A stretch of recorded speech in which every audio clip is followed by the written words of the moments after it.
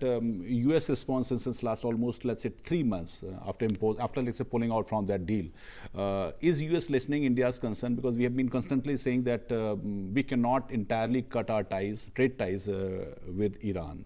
So how do you see that U.S. stand? Anurag, I'll just start with saying something like this, that recently Russia concluded very successfully the World Cup, FIFA World Cup, and it did it in spite of major American sanctions on it.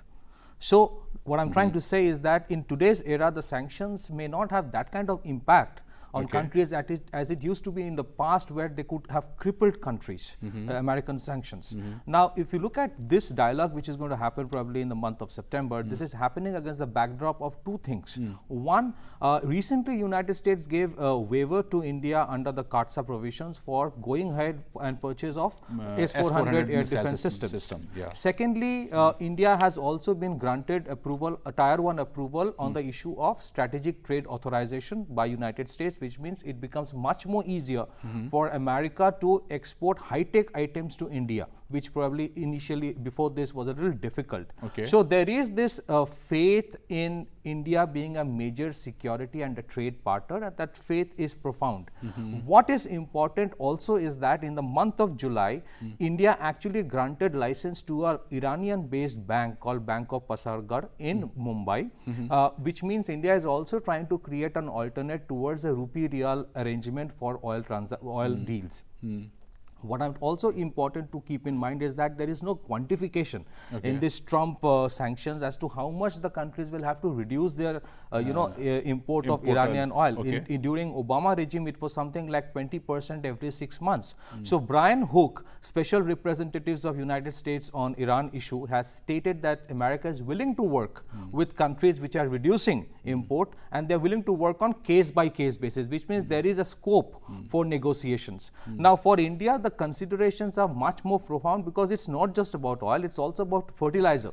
It's also about connectivity. Why it is about fertilizer? Because India is one of the largest importer of fertilizer from Iran. This year we are importing 700,000 tons of fertilizer from Iran.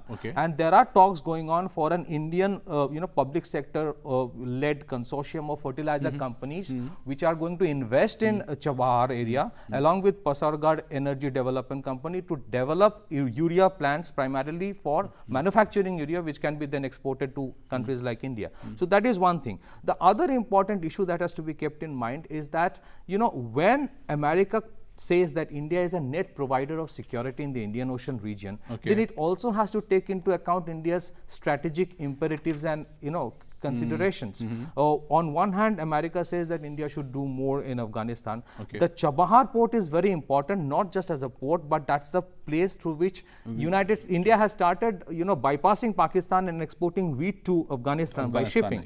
They're connecting the Chabahar port with the Zeranj-Delaram highway, a rail line and a highway to Afghanistan. So there is always a quid pro quo relationship. If we entirely stop taking oil from Iran, where is the imperative then or obligation then on part of Iran to lend us the Chabahar port? So that is something also we need to look into it. Another thing which is very important is that there is this European template in front of us where in spite of sanctions on Russia, we can rely on that. Trade between Germany and Russia is on the rise. In spite of sanctions, trade between European Union and Russia is on the rise. So, and China would also not listen to what the American sanctions what the Americans would we are talking about in the sanctions.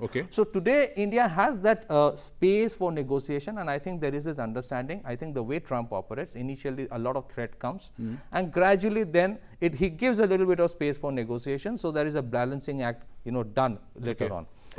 That's important. Mr. Tripathi, you also said